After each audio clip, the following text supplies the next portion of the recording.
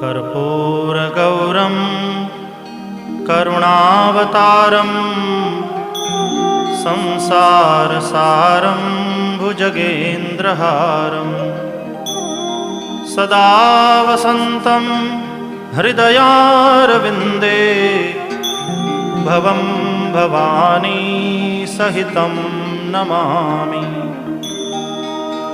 मङ्गलं भगवान् शम्भुः मङ्गलं वृषभध्वजः मङ्गलं पार्वतीनाथो मङ्गलायतनोहरः।